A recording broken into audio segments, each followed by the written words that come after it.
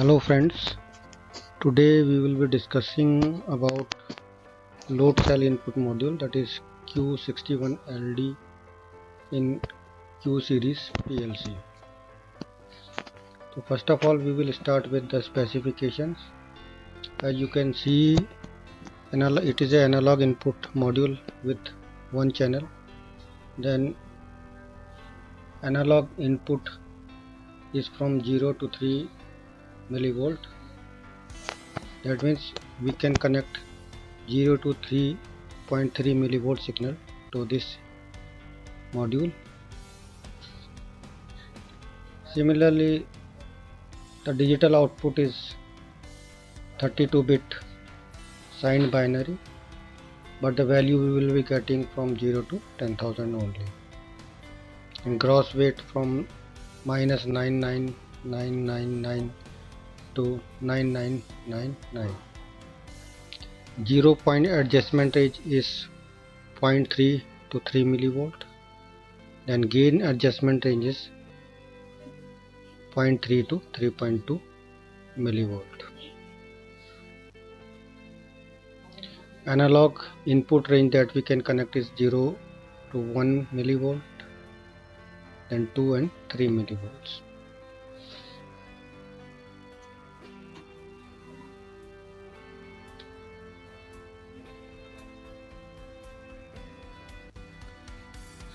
Now moving on to system configuration. As you can see, it's a Q platform module, so we can mount it with any Q PLC.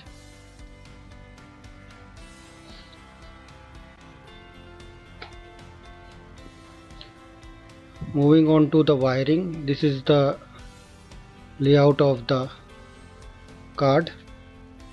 It is having 6 terminal for connections, EX plus and then S plus, EXC minus, S minus, then signal plus and signal minus.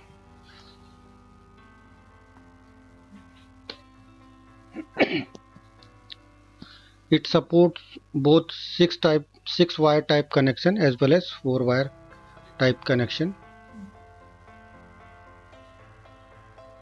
The wiring is as shown in the figure. When we connect with the 4 wire type connection, then EXC plus and S plus are short, and similarly EXC minus and SC minus is short.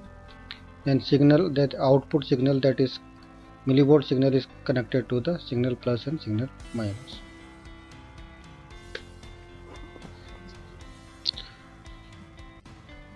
So for configuration of this module, this is the parameter setting that we have to do before doing the programming.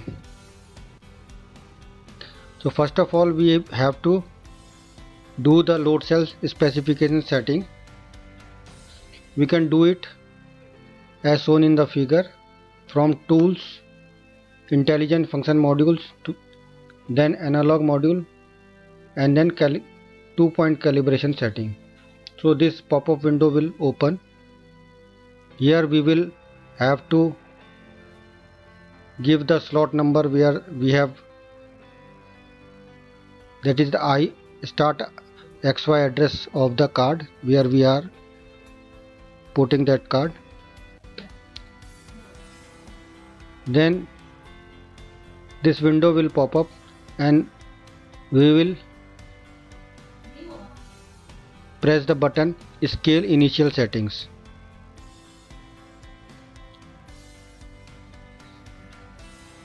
In scale initial setting, then set rated capacity, whatever you are having the capacity of the load cell, 200, 300, whatsoever. Then range of the output range of the load cell, whether it is 2 millivolt or 3. Then in this system we can connect maximum 4 load cell in parallel. So the number of load cell that we are connecting, we have to put it here. Then this zero adjustment is used or not, we will be using it as used. Then minimum value that we will be measuring, we will put it here, and how much decimal points that we will be giving here. So one point is to be noted that if you are putting it here 0.1, then this capacity will become, if it is 250 kg, then we will have to put it here 2500. Then press set this button and this pop-up window will open. Click the yes button and then setting is completed. Now we will take a small example to understand the configuration setting. First of all, as I mentioned before, scale initial setting is to be done. Similarly, as I defined earlier, this from this window we are taking the example of a load cell with 300 kg weight and output is 2 millivolts, and we are connecting 3 numbers of load cell in it. So these settings we will have to do in the parameter settings from tools that I have mentioned before. Then maximum weighing capacity is 300, that's why 3000, because we are giving here decimal point position to 0.1. If we put it here 1, then 300 will be set here. Then maximum deviation is 1 point.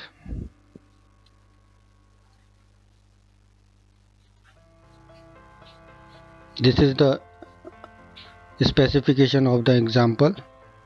Rated capacity 300 kg, then rated output is 2 millivolt, number of load cell.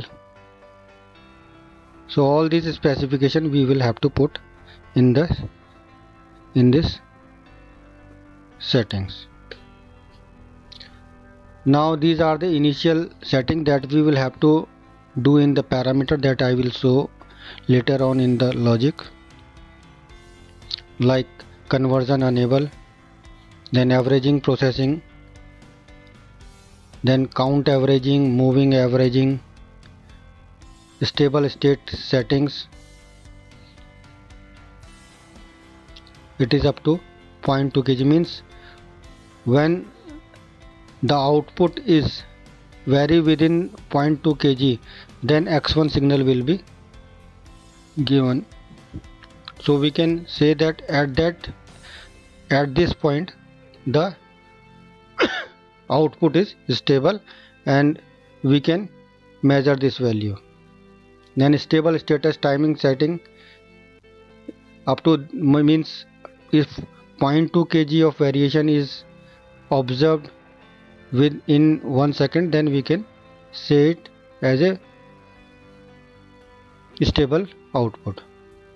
Then zero tracking range setting 0.02 kg, then zero tracking time is how much time it will take to track this 0 point. So all these settings that we will have to do, we will do in parameters. These are the devices that we will be using in the example. Module ready, stable status, center point status. These are module inputs that we will get automatically, and For our error code display, we will get in Y22, we will be showing in Y22, Y2F. Then warning output flag we will get in D35, and these parameters we will put in the auto refresh settings of the module. Then 0 point adjustment completion flag we will get in this data register, and these are the bits that we will be using in the logic.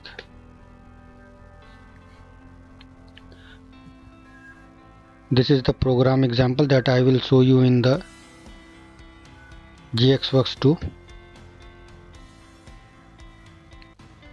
So these settings we have to do. Now I will show you the GXWorks 2. In GXWorks 2 you will have to add this card in intelligent function module. While you will be adding this card, then this parameter setting will be available, and from here the conversion enabled, then averaging processing method you can select from here. I have select combination use count and average moving. So average moving means 4 times it will, after 4 times it will average the value. So these are the settings that we will have to do. Then if you want warning output signals, then we can enable this, and accordingly we will set this value at what value we will have the warnings. Then auto refresh setting, like gross weight output value D4, this is the value of the load cell indicating the weight of the load. Then for error, similarly for warning, and 0 point adjustment.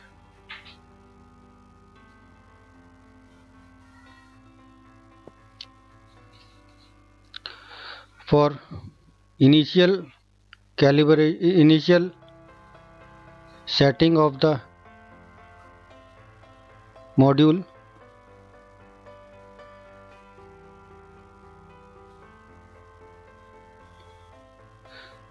we will go to intelligent function module, then analog module, then QD61 2-point calibration setting.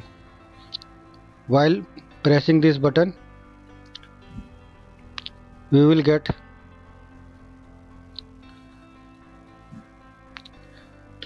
this window, and from here we will do the initial setting of the load cell.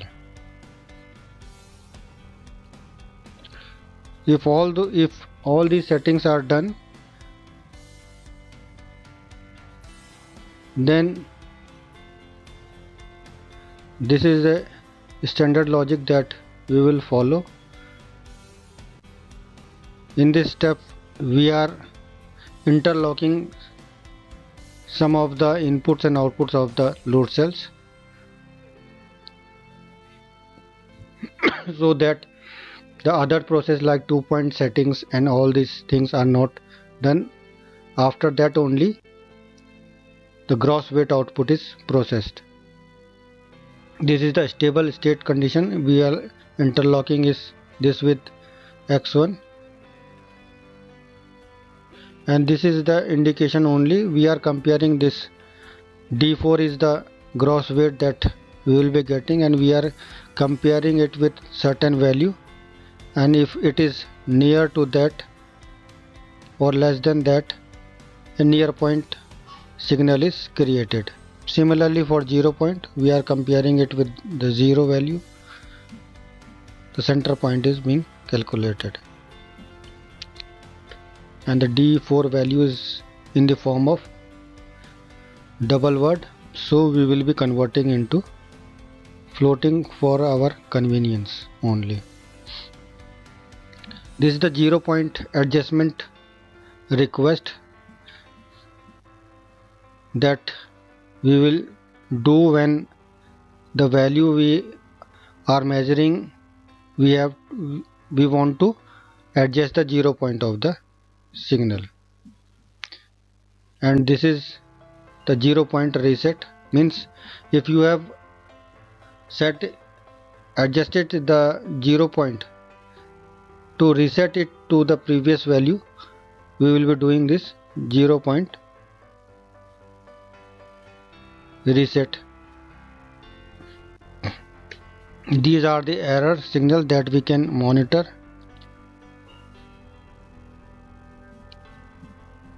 These are warnings, and this is the error history that we can monitor. This is for error clear request. So this is all from my side. Hope you enjoy this video. Thank you.